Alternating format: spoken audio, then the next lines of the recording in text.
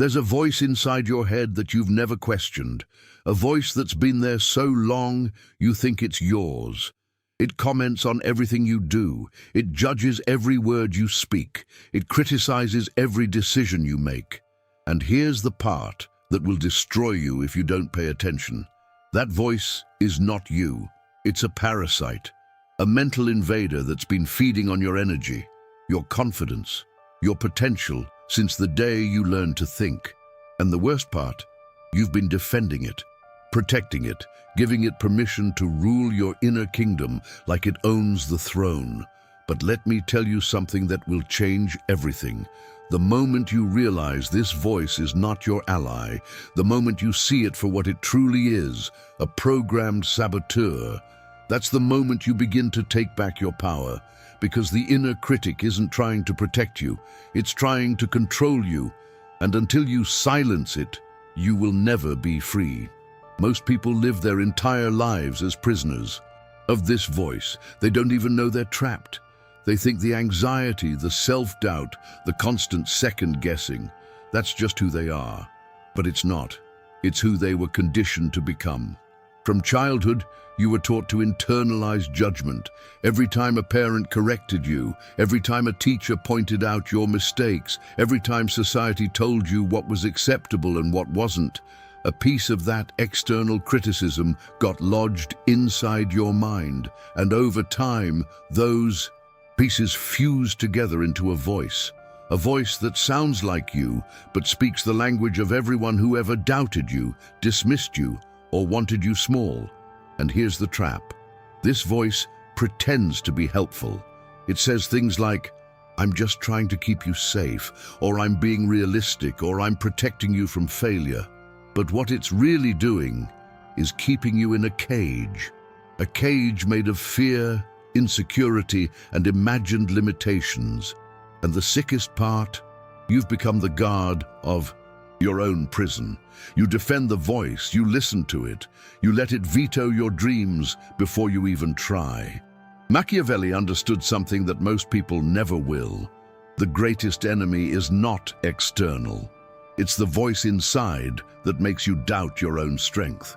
It's the internal betrayer that whispers, "You're not ready," when you are. That says, "You'll fail," when you haven't even started. That convinces you to stay small, stay quiet, stay safe, while the world rewards those who dare to act.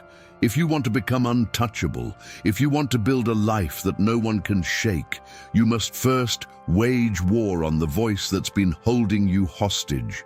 Let's talk about how this voice operates. It doesn't attack you when you're at your strongest. It waits. It waits until you're about to take a risk, about to step into something new, about to claim something you deserve. And then it strikes. "Who do you think you are?" it asks. "What makes you so special?" it sneers. "Remember the last time you tried and failed?" it reminds you. And in that moment, if you're not trained, if you haven't built the mental armor to deflect it, you hesitate, you second guess, you pull back. And just like that, the voice wins. It keeps you in the same patterns, the same loops, the same mediocre existence, because that's where it thrives. The inner critic doesn't want you to grow. Growth threatens its existence, because the stronger you become, the less power it has. Here's what you need to understand. This voice is not intuition.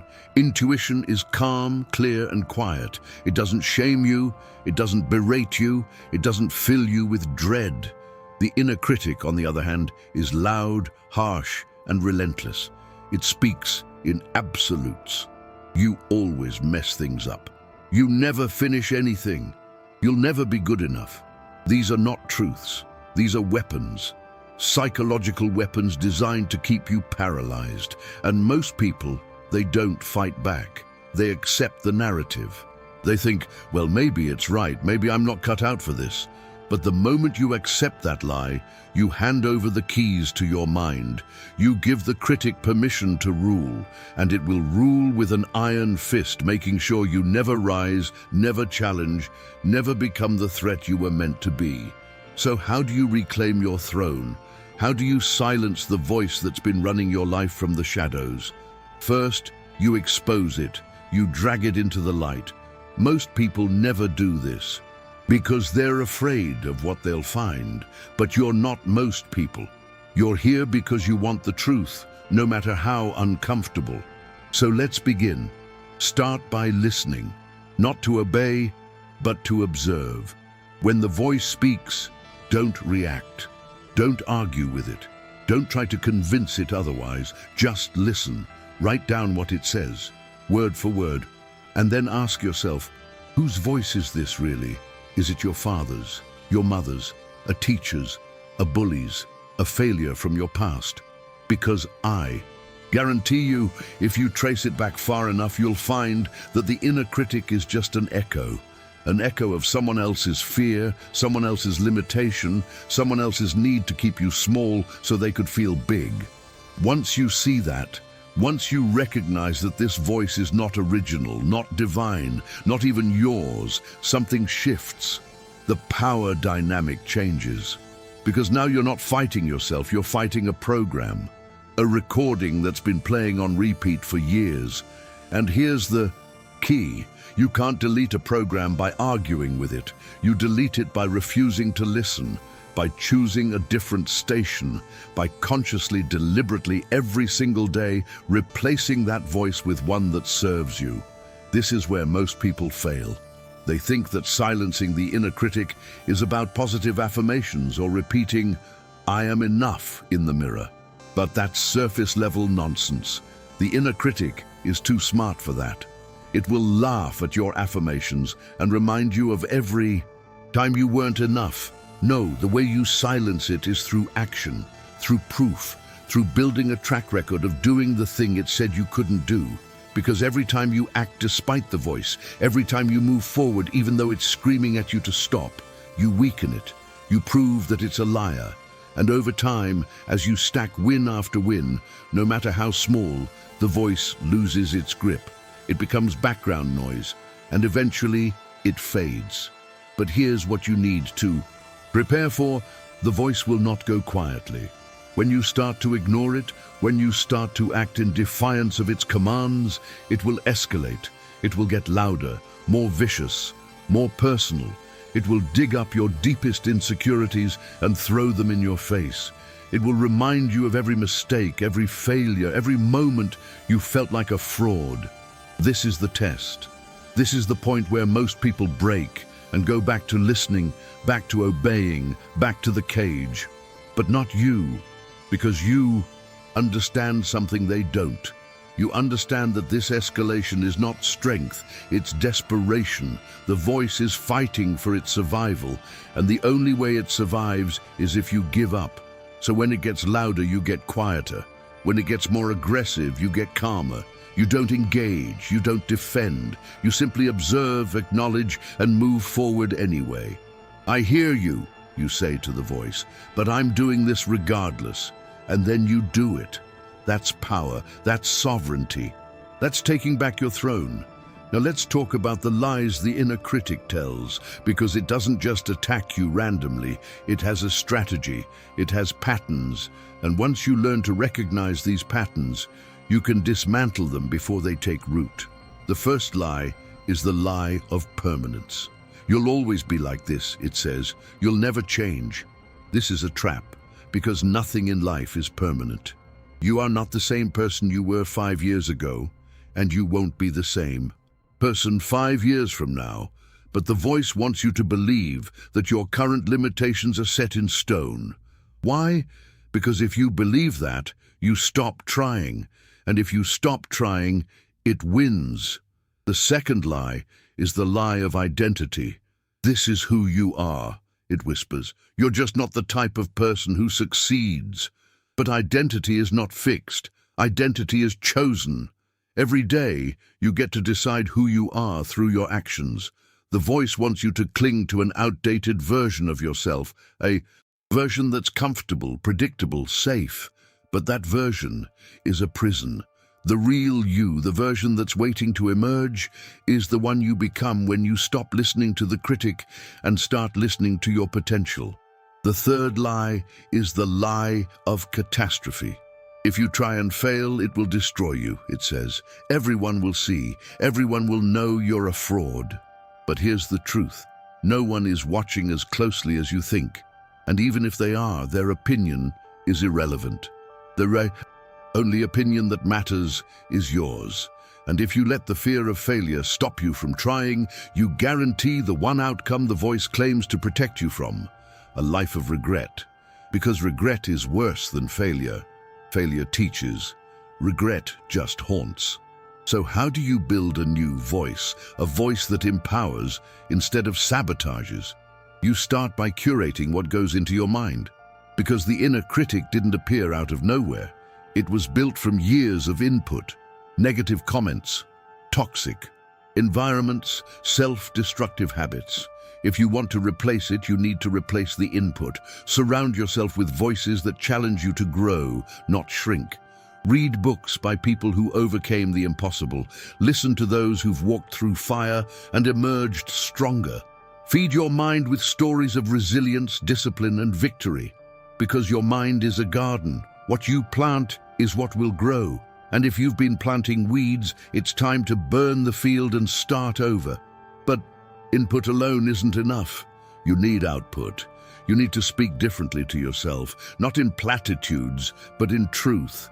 When the critic says you can't, you respond with, "Watch me." When it says you're weak, you remind yourself of the last time you pushed through pain. When it says you're alone, you remember every person who believed in you, even when you didn't believe in yourself. This isn't about lying to yourself. It's about balancing the scale. The critic has had the microphone for too long. It's time to take it back. And here's something most people don't realize. The inner critic hates when you're present.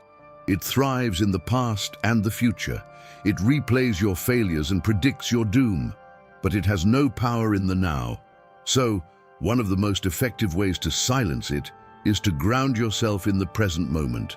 When the voice starts spiraling, stop, breathe, feel your body, look around you, name 5 things you can see. This pulls you out of the mental chaos and into reality. And in reality, right now, in this moment, you're fine. The catastrophe hasn't happened. The failure hasn't occurred. You're here, you're breathing, you're capable. And that's all you need to take the next step. There's a concept in psychology called cognitive diffusion. It's the practice of separating yourself from your thoughts. Most people think they are their thoughts, but you're not. You're the observer of your thoughts. You're the consciousness behind the voice.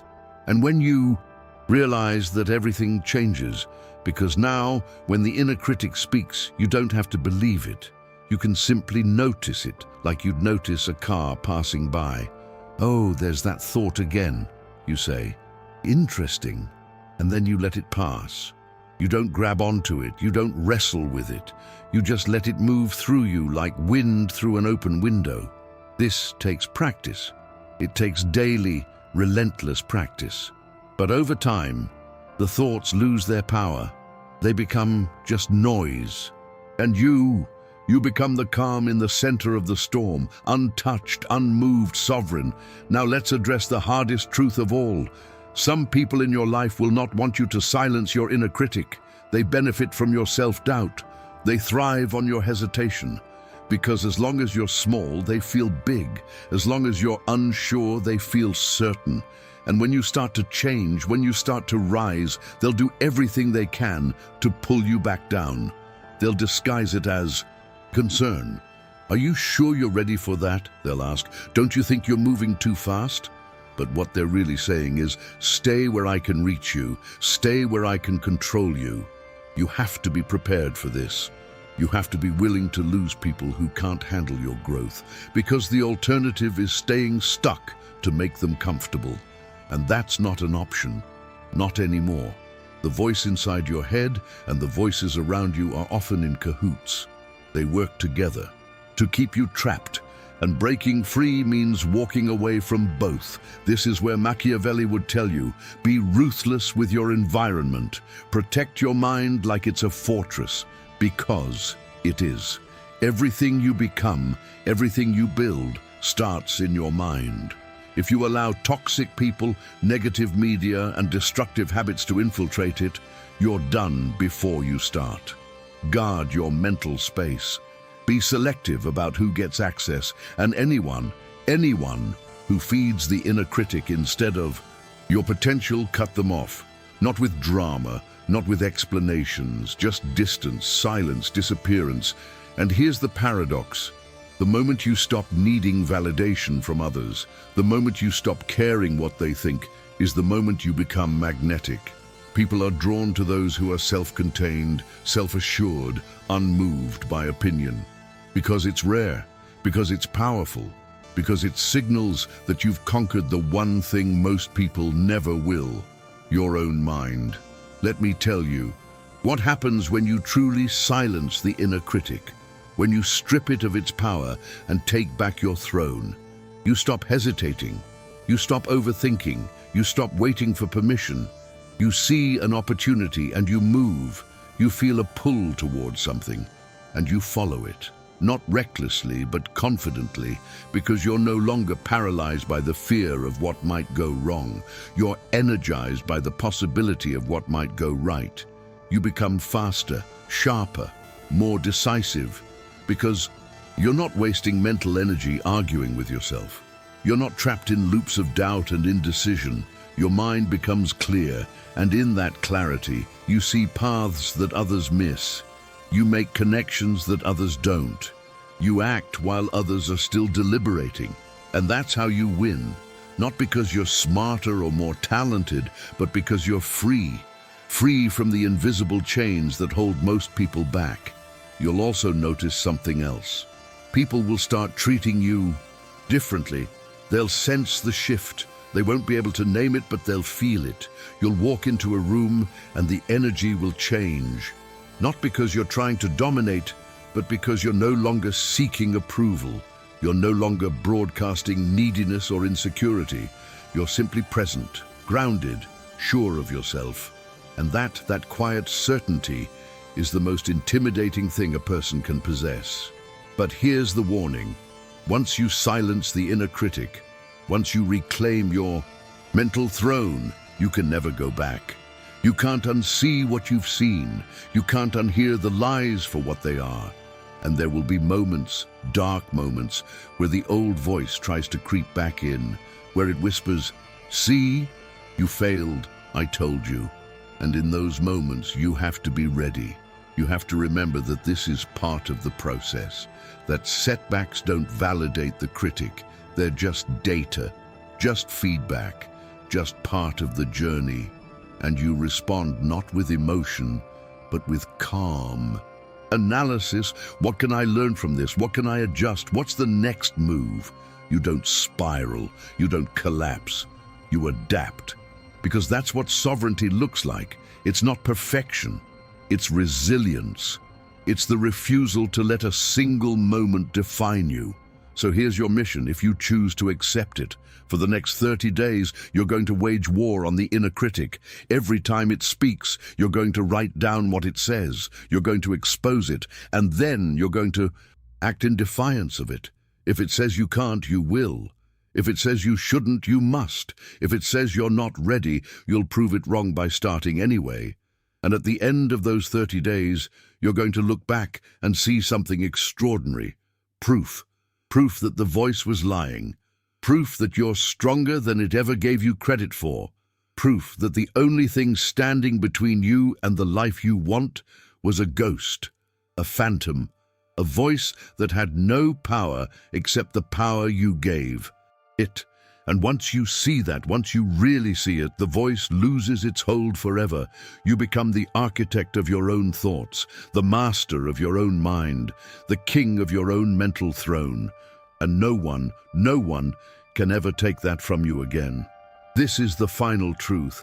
The voice you've been listening to was never meant to protect you. It was meant to keep you manageable, keep you predictable, keep you small. But you were not born to be small. You were born to be sovereign, to rule your own mind, to silence the noise and step into the clarity of who you truly are. The battle is internal, the victory is yours, and it starts the moment you stop listening to the critic and start listening to the truth. You are not your thoughts. You are the one who decides which thoughts to follow, and that, my friend, is the ultimate power. If you made it this far, if you absorbed every word and felt the weight of this truth, you're not just a passive viewer, you're a warrior in the making. You've stared into the chaos of your own mind and refused to look away. And that takes courage, real courage, the kind that most people will never find. So I want you to do something symbolic, something that marks this moment. Drop a comment below with the phrase, "I am sovereign," not for me, not for the algorithm, but for you, as a declaration, as a promise to yourself that you will no longer be ruled by a voice that doesn't serve you. And if this message hit you, if it shook something loose inside, subscribe, because this is just the beginning. This channel is a fortress for those who refuse to live as prisoners of their own minds. Here, we don't speak in platitudes. We speak in truths that cut, that burn, that set you free. I'll see you in the next one, or I won't, but either way, you now know what you have to do. The throne is yours. Take it.